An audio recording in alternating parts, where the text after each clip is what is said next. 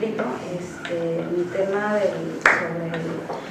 en el doctorado versus sobre los impedimentos matrimoniales en el Obispado de Durango, específicamente en la segunda mitad del siglo XVIII. Entonces, yo me voy a centrar ahorita en lo que va a ser la segunda mitad del siglo XVIII, pero en un aspecto que quiero resaltar de lo que hice durante mi doctorado.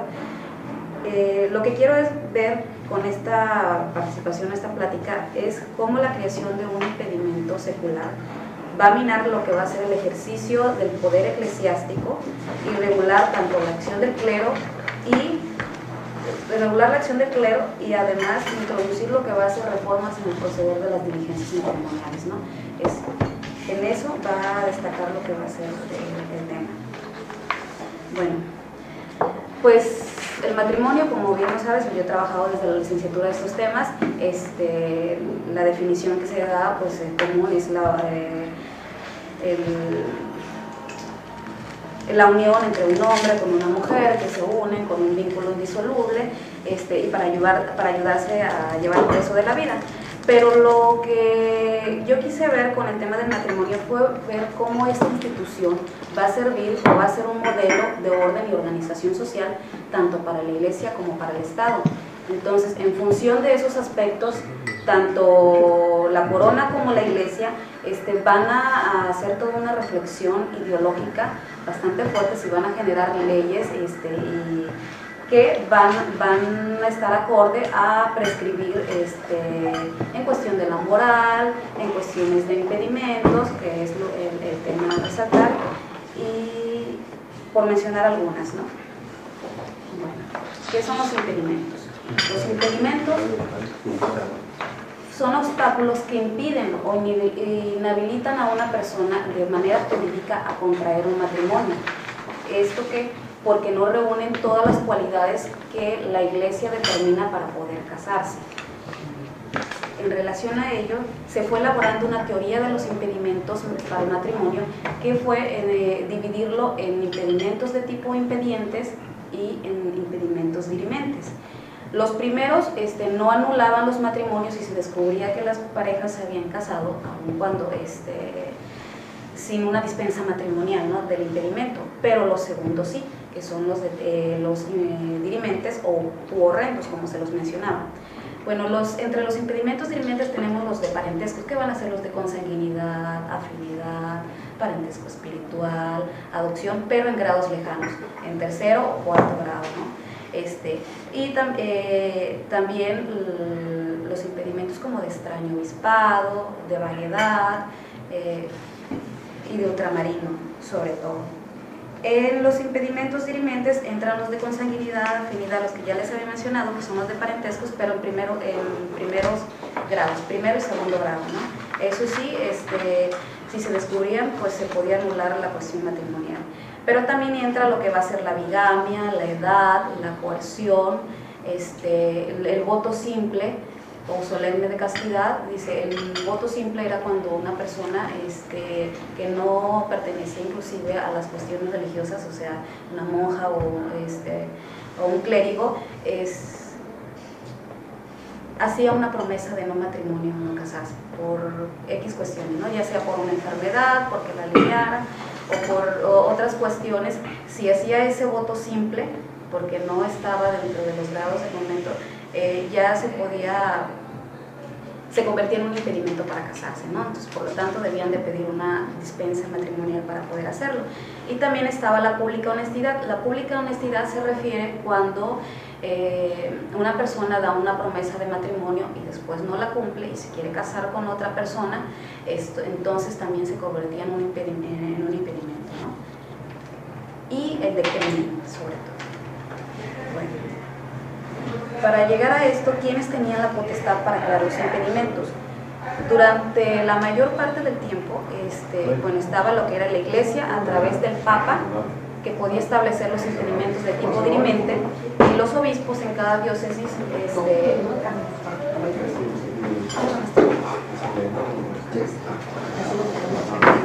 y los obispos podían establecer los impedimentos de tipo impedientes, ¿no? Y el rey, durante los primeros siglos, tanto La iglesia como el rey van estableciendo este tipo de impedimentos sin que uno esté por encima del otro, ¿no? Por lo tanto, se van creando dos tipos de legislaciones, que va a ser la legislación que se va desarrollando en la Hispania medieval, y en la otra va a ser la legislación canónica, ¿no? Que se va a ir nutriendo durante otros siglos. Pero no va a ser sino a partir del siglo XI o del siglo XII, donde ya la iglesia se adjudica lo que tiene que ver con cuestiones matrimoniales, y por lo tanto en adelante la corona, más bien los gobiernos que estaban al frente de la Hispania, de lo que era la Hispania, la península ibérica, lo que único que van a hacer de alguna manera, van a respaldar la legislación canónica, o solamente van a crear impedimentos que tienen que ver con cuestiones de tipo matrimoniales, ¿no? En ese sentido.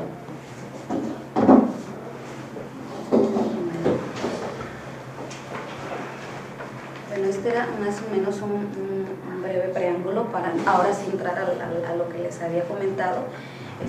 Cuando estuve realizando mi investigación, al principio yo quería meterme desde la creación del Obispado de Durango, que es a partir de 1621, y cuando estuve revisando toda la documentación, pues pude darme cuenta que en el siglo XVII, aunque yo ya más o menos tenía referencias por algunas lecturas, que iban a salir muy pocas dispensas, pues en general prácticamente no me salían, pues. Entonces estuve revisando todo el periodo, y no va a ser sino hasta la segunda mitad del siglo XVIII cuando empiezan a aparecer ya con más frecuencia. La explicación lógica pues es que la iglesia todavía no estaba estructurada muy bien en cuestiones de papelería, en cuestiones de correos y todo eso, y por lo tanto durante las primeras etapas pues las dispensas venían siendo más de tipo verbal que algo en forma por escrito, ¿no? Que ya posteriormente, durante la segunda mitad del siglo XVIII, ya con todo el papeleo se ve entonces cómo las cuestiones administrativas en cuestiones de la iglesia van avanzando en este sentido, ¿no? Bueno, pues la segunda mitad del siglo XVIII pues me parecía, como todos lo sabemos, un ambiente muy propicio, porque fue un espacio para definir y debatir el poder entre la iglesia y el Estado, ¿no? Y desde el punto de vista de los impedimentos yo pude notar, ¿no?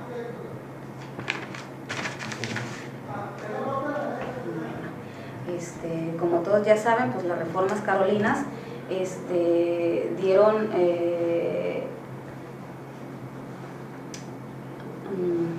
reformaron todas las cuestiones, las económicas, las políticas y las sociales, y cuando realmente pude ver que se intrometían en las cuestiones matrimoniales fue a través de la emisión de la pragmática sanción de matrimonios de 1778.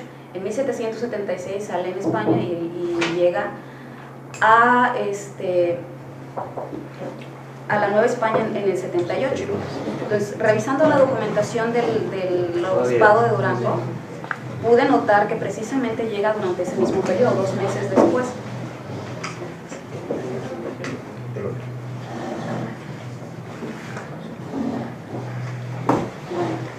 Entonces, vemos cómo a través de voy a mostrar cómo a través de la pragmática se le da dando esta intromisión de las autoridades civiles en asuntos que antes solo le competían a la iglesia.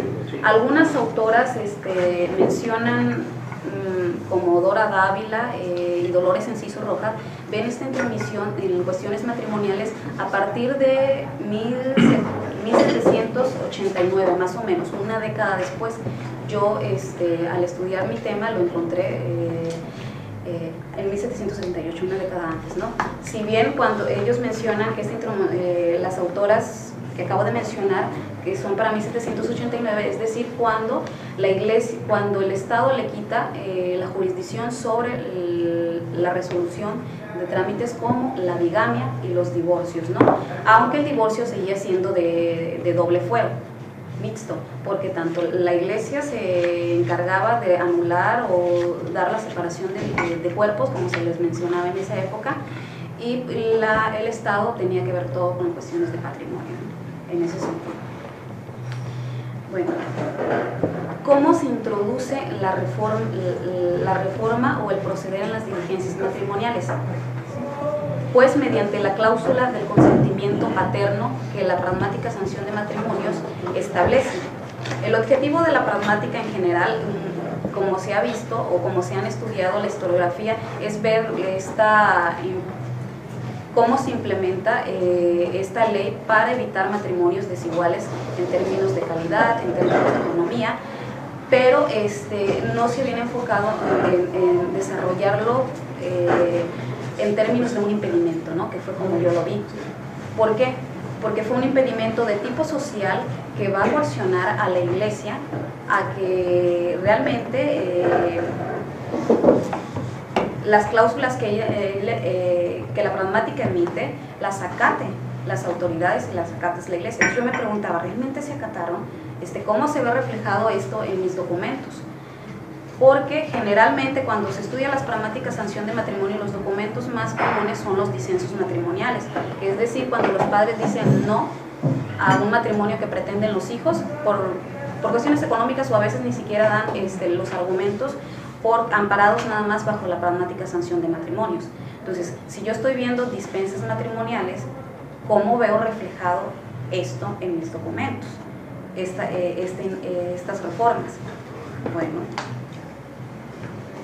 pues precisamente fue, como les digo, mediante la cláusula, porque no nada más el consentimiento paterno, sino también del tutor o alguna autoridad secular que en algún momento estuviera. Es decir, si las personas que se querían casar no tenían padres, podían acudir entonces a las autoridades y ellos entonces emitir el permiso correspondiente para poder casarse, ¿no? Bueno, con esta acción se limitaba lo que va a ser el libre albedrío de la Iglesia. ¿Por qué? Porque antes las parejas, o hasta antes de este periodo, las parejas que no encontraban, el apoyo de los padres, pues podían acudir al apoyo de la Iglesia, ¿no? al brazo religioso. ¿Cómo? Pues sacando a la muchacha de su casa y preguntándole, ya una vez depositada en una casa ajena, si quería realmente casarse. Entonces, después de la pragmática ya no se puede hacer eso, ¿no? ¿Por qué? Porque también se establece otra cláusula donde se debe de acatar lo que dice la corona española. Bueno,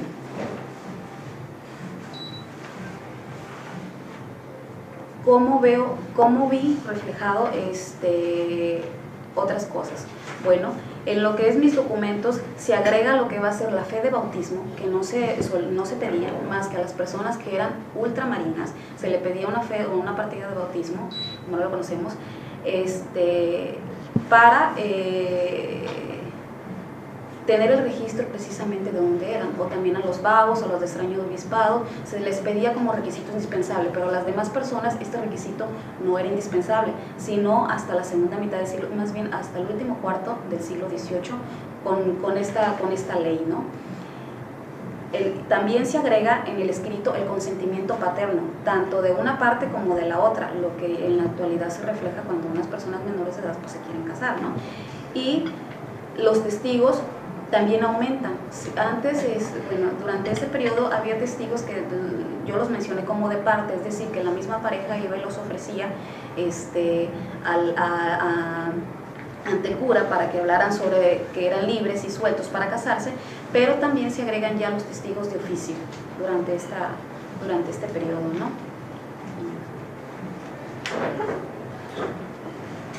Pero cuando estuve viendo, bueno, esta es la pragmática sanción, ¿qué dice la Iglesia o qué dice ante esta resolución que se les está imponiendo y cómo su ejercicio de autoridad en cuestiones matrimoniales se va delimitando? Bueno, pues no, realmente tenemos una etapa en lo que muchos saben que es del regalismo muy fuerte y cómo se va imponiendo, pero aún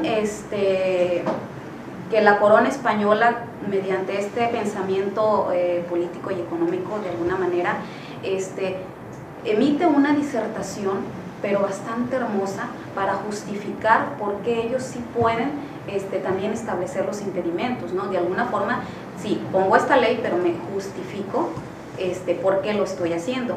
Entre otras cosas, siempre decían que contribuían al orden y al bien público, y en esa medida ellos podían establecer los impedimentos. Les voy a leer una partecita que que sí saqué de ahí, que dice: la potestad de los príncipes fue como la espiritual, igualmente instituida y ordenada por Dios, no, con los medios necesarios a la concesión de su fin, y pudo en el contrato del matrimonio establecer todo lo que la otra no pudo en razón de sacramento.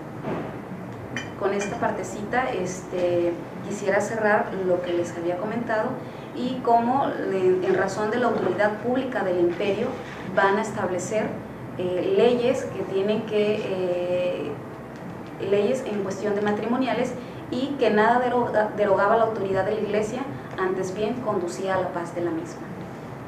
Bueno, con eso termino mi exposición. Si quieren hacerme preguntas, pues ya me extiendo. Muy bien,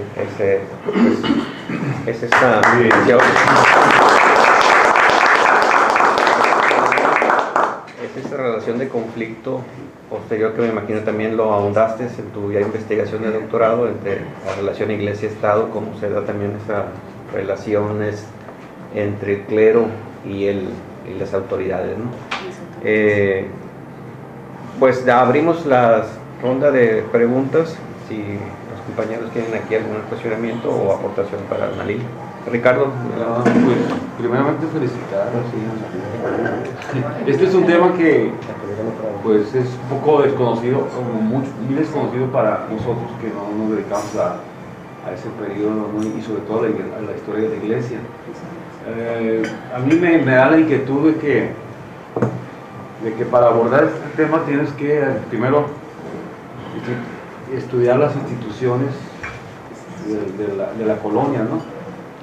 Las instituciones, y dentro de estas instituciones pues lo que era la monarquía católica española, y la otra institución rival, o en algún tiempo fue rival, y después tuvieron un concordato que fue el Vaticano, ¿no?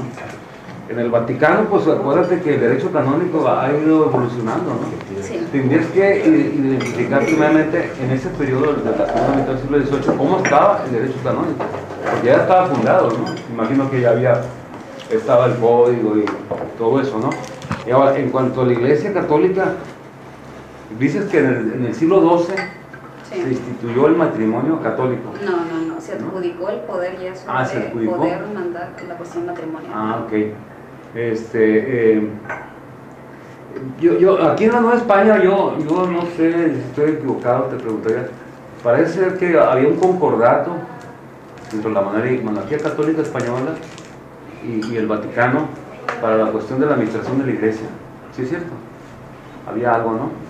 Pues a través de vicariato, más que nada. Porque ellos administraban, o sea, no sé qué tipo de administración, pero me imagino que en cuanto a la Iglesia secular y regular, ellos tenían mucha disposición para ver quiénes iban a estar, qué sacerdotes o qué monjes iban a estar en determinado lugar y todo eso, ¿no? Había una especie de convenio entre el Vaticano y la monarquía.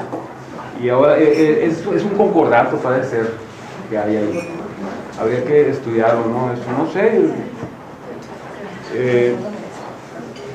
Y pues eso sería lo que mi inquietud, ¿no? Conocer más sobre eso, ¿no? Yo tengo toda una primera parte, lo dividí en 3 partes, son 7 capítulos mi tesis. Y la primera parte le dediqué 2 capítulos a lo que tiene que ver la cuestión de la legislación. Entonces revisé tanto la legislación canónica como la legislación que se fueron